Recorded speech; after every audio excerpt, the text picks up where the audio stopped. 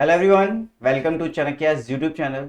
IBPS, RRB, PO and clerk के लिए हम यहाँ पर पढ़ रहे हैं।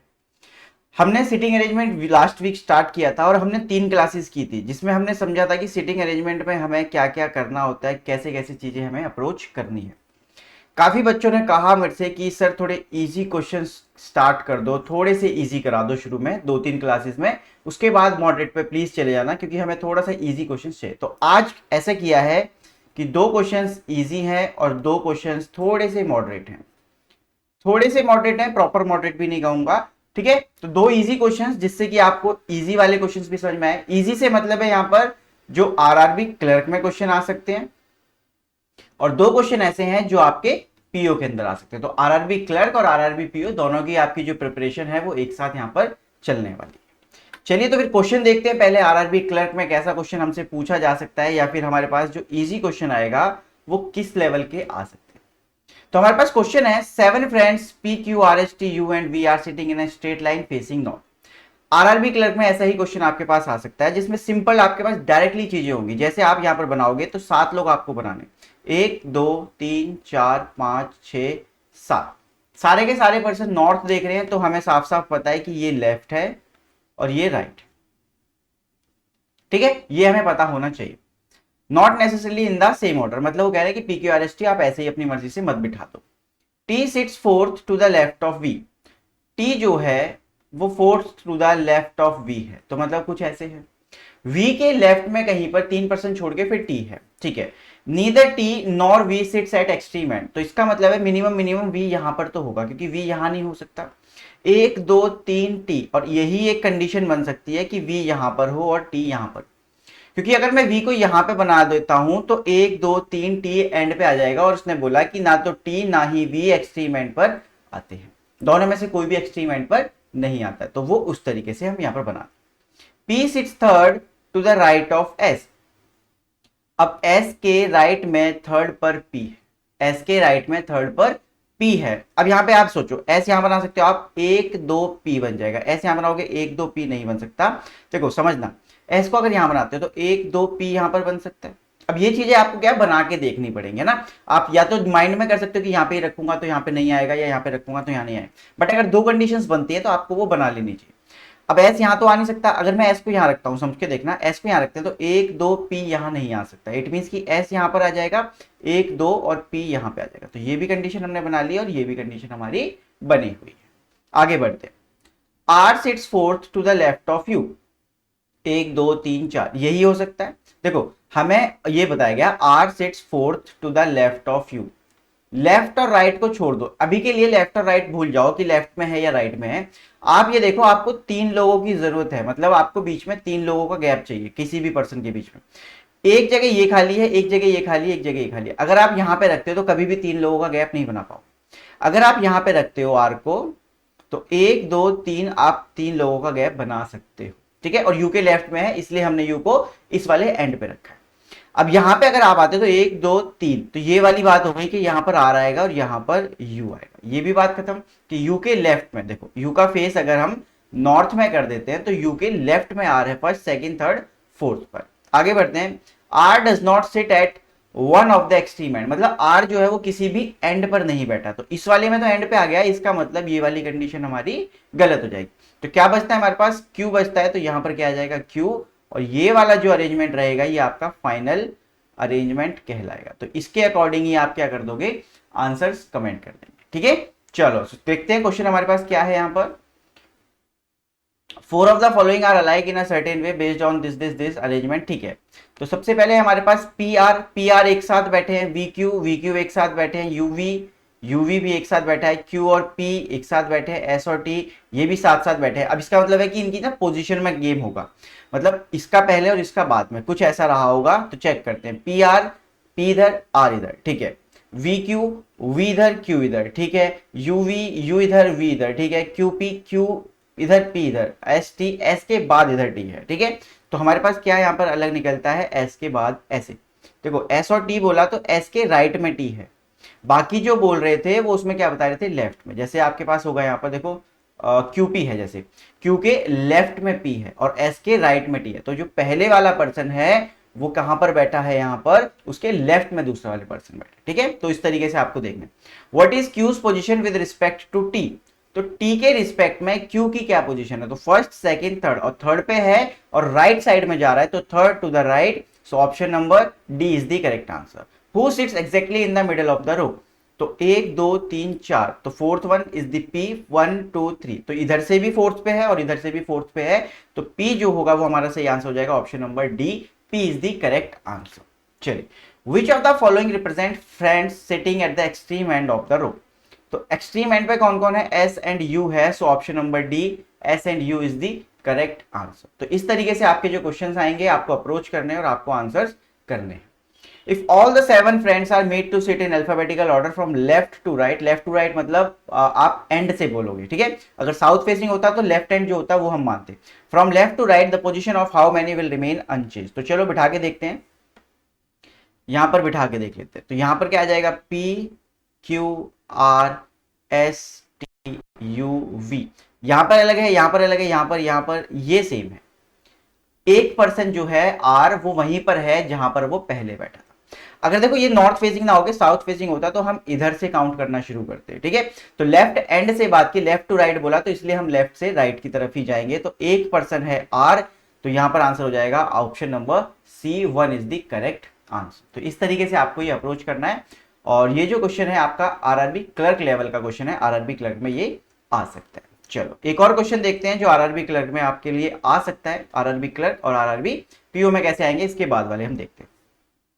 स्टडी द फॉलोइंग इन्फॉर्मेशन, ठीक है हम पढ़ लेंगे। और sitting in a straight line facing north, तो सारे पर्सन हैं फेसिंग नॉर्थ है। कितने लोग हैं, 1 2 3 4 5 6 7, अगेन 7 पर्सन, तो 1 2 3 4 5 6 7, आपने 7 लोग बनाए और आपने क्या किया, अब यहाँ पर सिटिंग बना ली, सबका फेस नॉर्थ है, आपको पता है कि ये लेफ्ट है और ये राइट है, ठीक है। आगे बढ़ते हैं।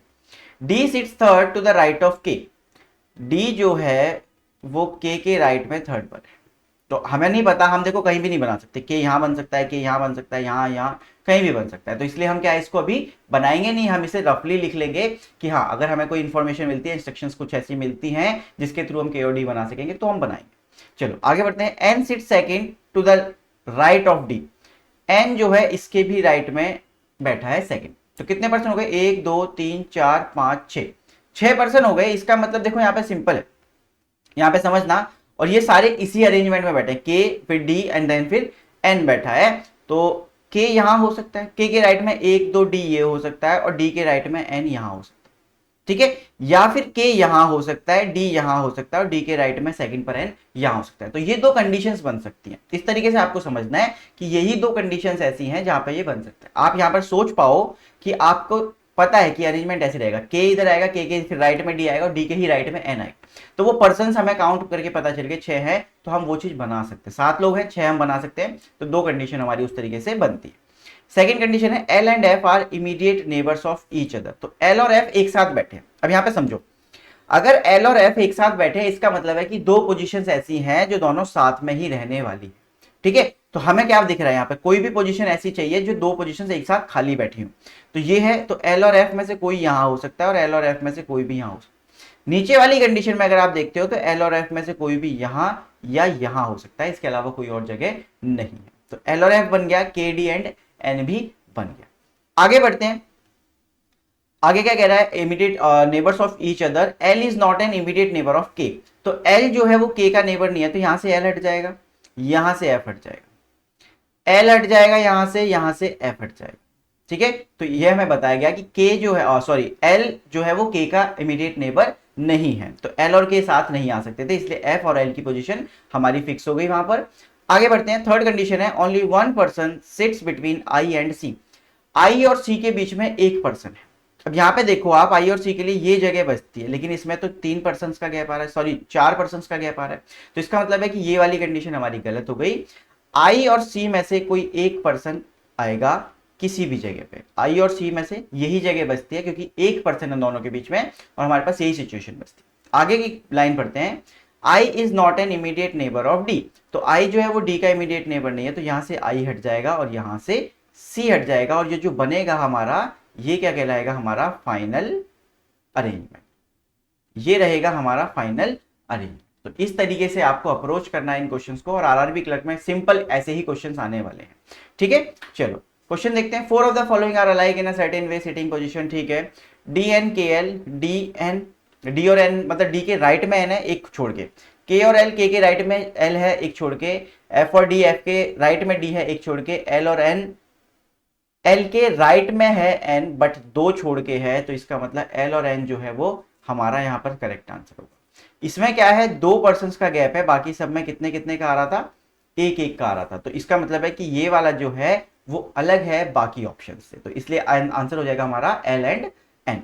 How many person sit between F and C, तो एफ और सी के बीच में कितने लोग बैठे हैं, 2 लोग बैठे हैं, तो आंसर हो जाएगा option number C, 2 is the correct answer. ठीक है, Which of the following pair sit at extreme end of the line? So extreme end पे कौन है, K and I है, so हमारे पास ऑप्शन है I and K, option number B I and K is the correct answer. तो इस ऐसे ऐसे क्वेश्चंस आपको क्लर्क लेवल में जरूर मिल सकते हैं, और क्लर्क जो लेवल होता है हमारा वो बहुत इजी होता है, पीओ का लेवल थोड़ा सा होगा, बट क्लर्क का लेवल ऐसा होता है कि सारे क्वेश्चंस डुएबल होंगे, मतलब आपको एक भी नहीं छोड़ना है। क्लर्क लेवल की अगर बात करें 40 के 40 क्वेश्चंस आप डुएबल होते हैं वहां पर। ठीक है, मैं एक मान लेता हूं, चलो मैक्सिमम एक आप छोड़ सकते हो, बट 40 के 40 डुएबल होते हैं वहां पर। ठीक है, तो कोशिश ये करो कि 40 के 40 डुएबल रहे और आप करोगे उनको। ठीक है, और मॉक टेस्ट लगाना शुरू कर दो, आप चाणक्यास के मॉक टेस्ट भी खरीद सकते हो, आप हमारी वेबसाइट को विजिट कर सकते हो, और वहां से आपको जो मॉक टेस्ट हैं वो बहुत ही चीप प्राइस में मिल जाएंगे, मतलब बहुत ही सस्ते दामों में आपको जो है वहां पर मिलने वाला है। ठीक है, आपके लिए बहुत सस्ता पड़ेगा आपका जो मॉक टेस्ट है, क्योंकि आप बाकी जगह से कहीं से कर लोगे तो आपको 500-600 का मिलेगा, बट चाणक्य आपको चाहता है कि आपका सिलेक्शन बहुत जल्दी हो और आपको अच्छी चीज प्रोवाइड हो कम दामों में, इसलिए हमने 100 रुपीज में अपना मॉक टेस्ट जो है, मॉक सीरीज जो है वो प्रोवाइड कर रहे हैं, तो आप लोग जाके उसको भी परचेज कर सकते हैं। क्वेश्चन नंबर 9 है, what is the position of के विद रिस्पेक्ट टू एल, तो के की क्या पोजीशन है विद रिस्पेक्ट टू एल, तो एल के लेफ्ट में है और सेकंड पर है, एल के लेफ्ट में है और सेकंड पे है, तो second to the left, option number A is the correct answer. आप इस तरीके से इसको क्वेश्चन को अप्रोच करो। Order from right to left, ठीक है, राइट टू लेफ्ट जाएंगे, the position of how many will remain unchanged as compare to the original position of sitting position. ठीक है, अब इसमें क्या कहा, राइट टू लेफ्ट, अब राइट टू लेफ्ट अगर आप जाओगे तो आप इस तरीके से अरेंज करोगे, और इस क्वेश्चन का आप आंसर एक बार कमेंट करना कि कितना आपका आंसर है। इसमें राइट टू लेफ्ट बोला गया है, तो आप राइट टू लेफ्ट करोगे इसको, मतलब जो अरेंज करोगे वो आप राइट टू लेफ्ट करोगे, और उसके बाद जो आंसर आएगा आप वो बताओगे, तो इसका आंसर कमेंट बॉक्स में बताना कि आपका क्या आंसर आया क्वेश्चन नंबर 10 का। चलिए अब देखते हैं थोड़े से पीओ के क्वेश्चन, 2 क्वेश्चन हो गए आरआरबी क्लर्क के। अब ये जो क्वेश्चन है, ऐसा क्वेश्चन आपको पीओ के अंदर देखने के लिए मिल सकता है। अब पीओ के लिए अगर क्वेश्चन आया है तो थोड़ा सा तो अच्छा होगा, मतलब थोड़ा सा तो उसमें ट्रिकी होगा। सो क्वेश्चन कह रहा है D E F G H I J K are sitting in a straight line, कितने लोग हैं ये गिन लेते हैं, 1 2 3 4 5 6 7 8, 8 लोग हैं, but not necessarily in the same order. ठीक है, some of them are not facing north. अब देखो डायरेक्टली नहीं बोला कि some are facing north, some are facing south, यहाँ पे बोल दिया कि some are not facing north, मतलब कुछ लोग नॉर्थ नहीं देख रहे हैं, तो इसका मतलब कुछ लोग नॉर्थ देख रहे हैं और कुछ लोग साउथ देख रहे हैं। नोट क्या है हमारे पास, facing the same direction means if one faces the north then other also face the north, मतलब अगर बोला जा रहा है कि A and B facing the same direction, it means कि ए एंड बी दोनों या तो नॉर्थ देख रहे हैं या दोनों साउथ देख रहे हैं, आपको ये मानना है। And if one faces south then other also faces, ठीक है, फेसिंग ऑपोजिट, ऑपोजिट का मतलब एक नॉर्थ देखेगा एक साउथ देखेगा, ये हमने मान लिया, ठीक है, वाइस वर्सा। ठीक है, D and E do not face the same direction. अब देखो यहाँ पर 8 लोगों की बात है, अलग पेज पे बना लेते हैं, क्लैरिटी ज्यादा आएगी। 8 लोग बनाते हैं, 1 2 3 4 5 6 7 8, अब 8 लोग हमारे पास बन चुके हैं। पहली लाइन हमसे बोली जा रही है D and E do not face the same direction. अब ठीक है, इसका क्या ही मतलब है कि D and E opposite to each other ये देख रहे हैं। ठीक है, आपको यहां पर क्या मान लेना है कि ये ऑपोजिट, आप इस तरीके से लिखना डी एंड ई ऑपोजिट देख रहे हैं, इसका मतलब ये है। अब इसका मतलब ये नहीं है कि दोनों साथ में बैठे, इसका मतलब सिंपल ये है कि ये दोनों ऑपोजिट देख रहे हैं। ठीक है, neither K nor F faces the same direction as H, मतलब क्या है कि के और एफ जो है वो एच से अपोजिट डायरेक्शन देख रहे हैं, के और एच जो है वो एफ से ऑपोजिट डायरेक्शन देख रहे हैं। ठीक है, इसका मतलब ये है, के और एच ही थे ना, के और एफ, ठीक है, के और एफ है, यहां पे उल्टा लिख दिया मैंने, इसको मिटा लेते हैं, तो के और एफ जो है वो एच से ऑपोजिट डायरेक्शन देख रहे हैं, तो इसका मतलब साफ साफ ये निकल के आता है कि के और एफ जो है वो दोनों तो सेम देख रहे होंगे ना, तो ये दोनों तो सेम देख रहे होंगे, इसका मतलब ये निकल के आता है। ठीक है, चलो K nor F face the same direction as H. K sits second to the left of E. K sits second to the left of E. तो K कहीं पर बैठा है E के लेफ्ट में सेकंड पे। ठीक है, अभी हमें फेस नहीं पता है और इसका मतलब ये भी नहीं है कि मैंने E को नॉर्थ मान लिया। इसका मतलब सिंपल ये है कि मैंने ये माना है कि E जहां पे भी आएगा उसके फेस को अकॉर्डिंग हम क्या करेंगे, K को बना देंगे। चलो आगे बढ़ते हैं। K sits second to the left of E. D sits second to the left of I. D sits second to the left of I बनाते हैं, तो D sits second to the left of I। ठीक है, इस तरीके से हमारा रहेगा। फेस नहीं मान रहा हूं, मैं फिर से बता रहा हूं कि वो मैं फेस नहीं मान रहा हूं, मैं सिर्फ लिख रहा हूं कि किसके लेफ्ट में कौन है। D sits second to the left of I. J sits second to the right of G. J sits second to the right of G। ठीक है, नेक्स्ट हमारे पास क्या है, G who faces north. Who faces north है, it means कि वो G की बात कर रहे हैं कि G जो है वो नॉर्थ देख रहे हैं, G का जो फेस है वो नॉर्थ की साइड है। इसका मतलब ये निकलता है, देखो हु कभी भी किसी वर्ड के साथ आ रहा है या नाम के साथ आ रहा है तो उसके आगे वाली लाइन उसी पर्सन के लिए बोली जाए। K sit second to the left of J। K sit second to the left of J। J के भी लेफ्ट में सेकंड पर है। ठीक है, आगे बढ़ते हैं। K sit second to the left of J। K is an immediate neighbour of both F and H। K जो है वो दोनों का नेबर है। K जो है वो दोनों का नेबर है, किस किस का, F और H का। तो इसका मतलब है K और H साथ में होंगे और F और K भी साथ में होंगे। ठीक है, तो K जो है वो F का भी नेबर है। K and F are immediate neighbours and K and H also are immediate neighbour. I sit second to the left of H। I sit second to the left of H, तो left of H पर I यहां पर है। ठीक है, अब यहां पर कुछ चीजों को समझने की कोशिश करना। ये सब चीजें हमारे पास हैं, देखो K और J और G और J। यहां पर एक चीज समझने की कोशिश करना कि यहां पर चलो मैं दोनों चीजों को साथ साथ बनाता हूं एक बार।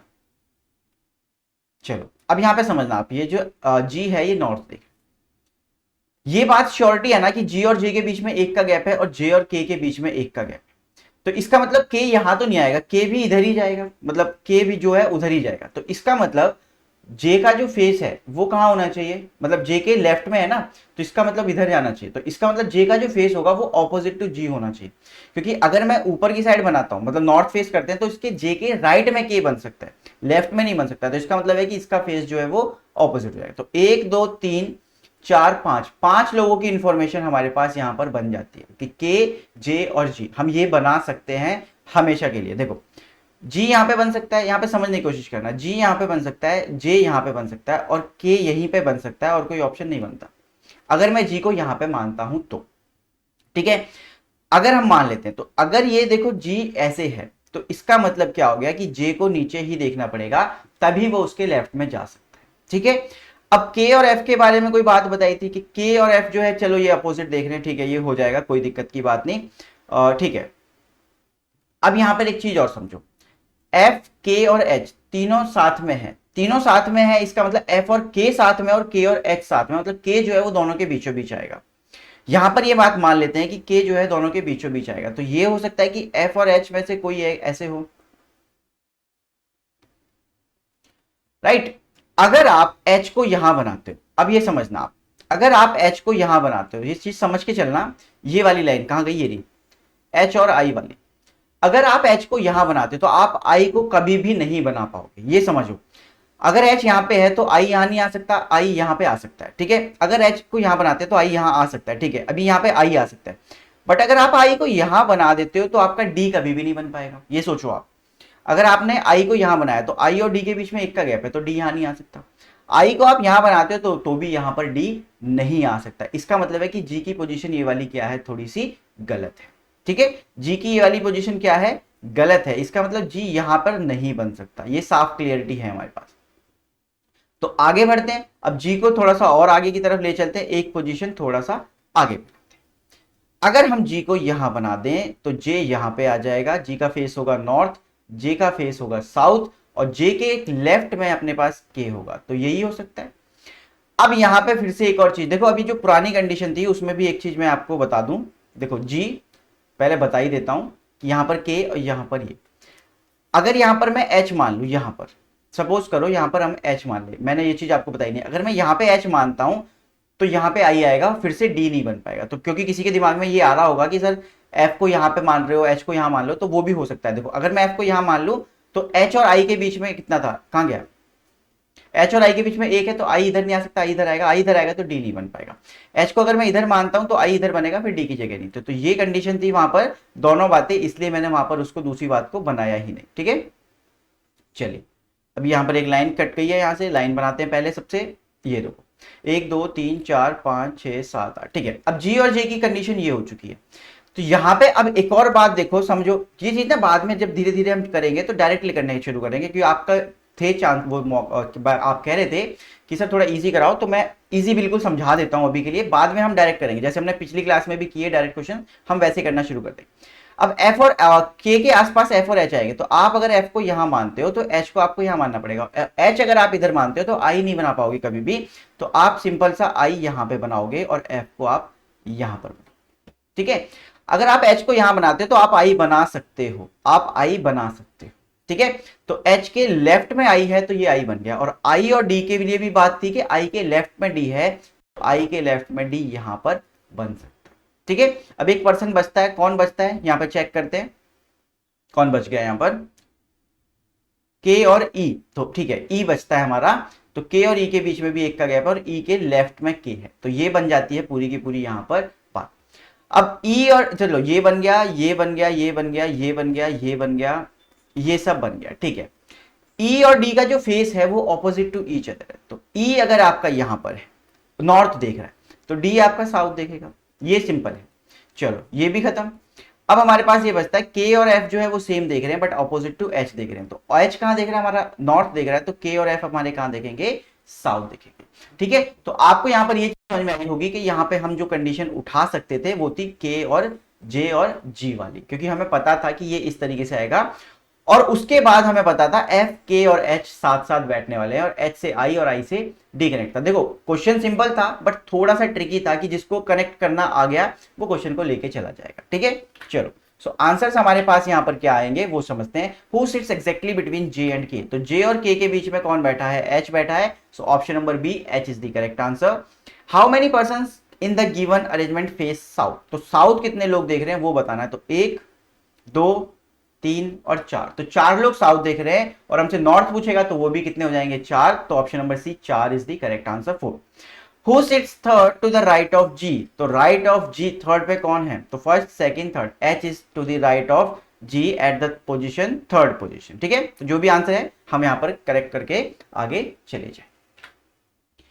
4 of the 5 are alike in a certain way, तो ये आपको समझ में आ गया होगा कि कैसे करना है, तो इसका कमेंट आप करना, who among the following seats eight extreme end of the line, ये तो हम देख के ही बता सकते हैं, तो डी और ई है, so option number A D और E is the correct answer. 14th का आंसर आप बताओगे कि इसका आंसर क्या होना चाहिए, कि कौन सा डिफरेंट है और किस लिए डिफरेंट है, वो भी एक बार कमेंट करना कि इसकी पोजीशन ये है या फिर दूसरों से अलग इसलिए है ये। ठीक है, चलिए क्वेश्चन नंबर 4 16 to 20, इसको भी ट्राई करते हैं, और मैं चाहता हूं कि ये होमवर्क रहे। चलो आज के लिए ये होमवर्क रखते हैं, देखते हैं कि किस किस का ये होमवर्क कंप्लीट होता है, तो इसको होमवर्क रखते हैं। ये वाला आपको पूरा का पूरा क्वेश्चन करना है, और आपको कमेंट करके बताना है कि आपके आगे के जो 5 क्वेश्चन है उनके आंसर क्या है, और फिर हम आपको कमेंट करके बताएंगे कि आपके आंसर सही थे या नहीं थे। तो ये क्वेश्चन आपकी स्क्रीन पर है, आप इसे यहाँ पर पॉज करो, इसको ट्राई करो। आगे के कुछ क्वेश्चंस हैं, देखो क्वेश्चन नंबर 16 17 18, 3 क्वेश्चंस ये रहे आपके आगे, 2 क्वेश्चंस आपकी स्क्रीन पर ये रहे, तो ये 5 क्वेश्चंस हैं, आपको ये ट्राई करने हैं और आपको आंसर कमेंट करके बताना है कि पांचों ऑप्शंस मतलब पांचों क्वेश्चंस के जो आंसर्स हैं वो आपके क्या रहे। ठीक है, तो आज की क्लास के लिए हम इतना ही रखते हैं, और आई होप आपको सिटिंग अरेंजमेंट अच्छे से समझ में आ रहा होगा। तो आगे से जो क्लासेस होंगी उसमें यही रखेंगे कि 2 हम क्लर्क लेवल की पजल्स रखें या सिटिंग रखें, और 2 जो है वो पीओ लेवल के रखेंगे। ठीक है, तो मिलते हैं फिर अगली क्लास में, तब तक अपना ध्यान रखें एंड कंसिस्टेंटली प्रिपेयर करते रहें। Thank you.